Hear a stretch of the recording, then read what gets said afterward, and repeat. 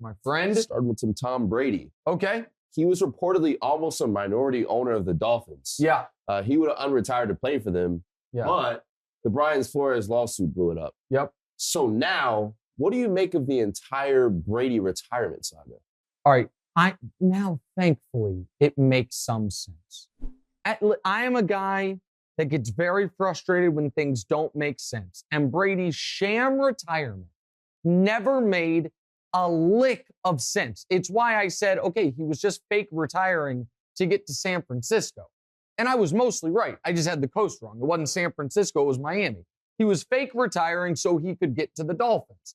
And then when the Flores lawsuit happens and the Dolphins thing becomes untenable, then he says, okay, I will come back to Tampa, but only under certain conditions. And it would appear one of those conditions was Bruce Arians being out as the head coach. And by the way, Bruce Arians did an interview this past, I think it was Friday, and he was talking about guys getting credit. He was like, listen, when it comes to the offense, I get too much credit. Tom gets way too much credit. Byron Leftwich deserves the credit. So he's kind of giving Byron Leftwich credit, but he's also kind of taking a shot at Tom. That relationship seemed to not be great. But now we get it. This entire retirement was always inauthentic.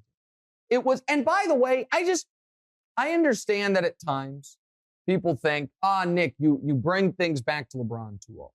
Okay, that's probably a fair criticism. But is it fair to say that if there's any athlete, current active athlete in the world, that should be judged by the same harsh, GOAT-esque standard as LeBron, it's Tom Brady? Is that fair? Okay, I'm just curious, guys.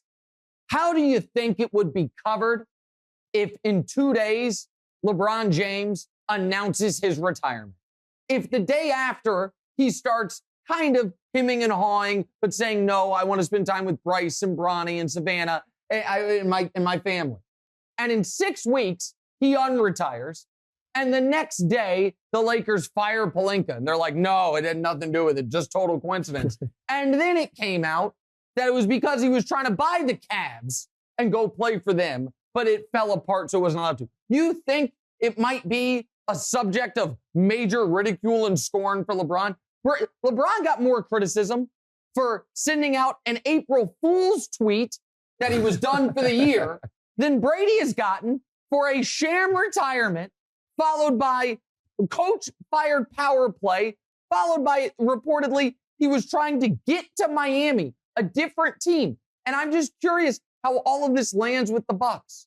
The Bucks were like, oh yeah, we're all in it. Tommy's back. When they find out his whole plan was to go buy another team so he could play for them. Like, it just feels like this should be a big story. Okay. Hey, thanks for watching. Hit the subscribe button to get more from the show, and make sure to click the bell to get notified every time new content drops. Check out full episodes of What's Right wherever you get your podcasts, or just click the link in the description below.